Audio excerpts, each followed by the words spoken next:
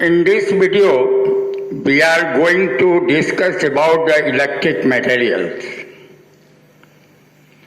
The materials used in electricity and electronics can be broadly divided into three major types. Number one, conductors. Number two, semiconductors. Number third, insulators. Conductors. Example, copper, aluminum, etc. conduct current very easily, while insulators, example, glass, mica, paper, practically conduct no current. In other words, conductors have a small resistivity and insulators have high value of resistivity. The resistivity of semiconductors, example germanium, silicon, etc., lies between conductors and insulators.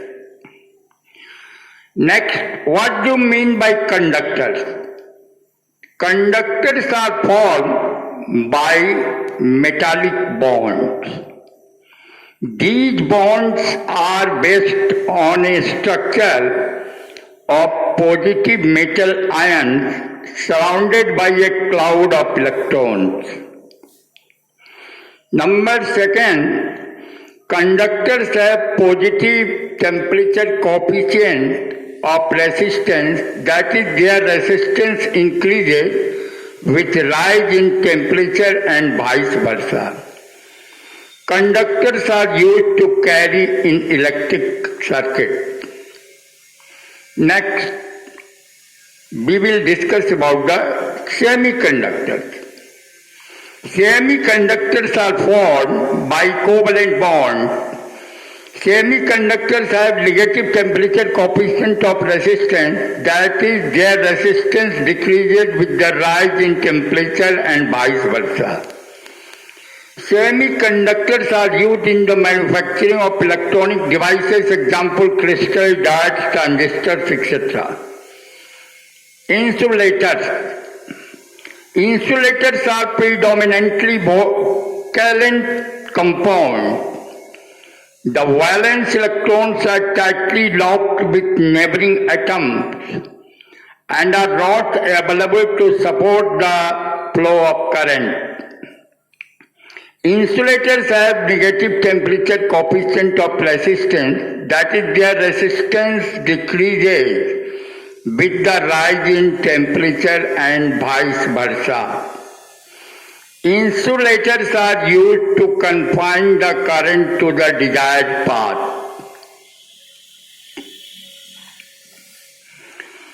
Now, there are three types of questions in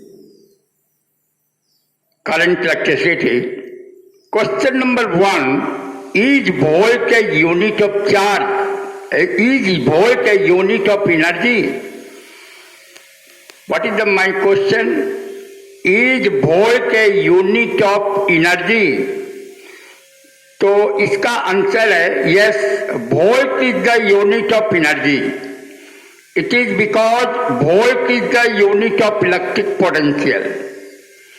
Electric potential is equal to work done by Q, that is W by Q. The next question, a wire carrying current, is it charged? Answer will be no. The current in a wire is due to the drifting of free electrons in a definite direction. But the number of electrons in the wire at any instant is equal to the number of protons. Hence, the net charge on the wire is zero. The third question, what are the fundamental differences between electromotive force and potential difference?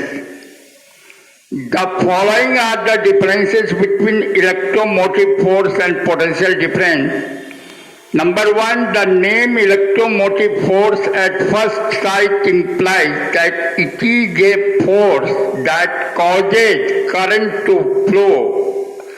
But this is not correct because it is not a force but energy supplied to change by some active device such as a battery. Second point, electromotive force maintains potential difference while potential difference causes current to flow. Third, when we say that electromotive force of a device, example a cell, is 2 volt, it means that the device supplies an energy of 2 joules to each coulomb of charge. When we say that a potential difference between points A and B of charge will give up an energy of 2 joules in moving from A to B.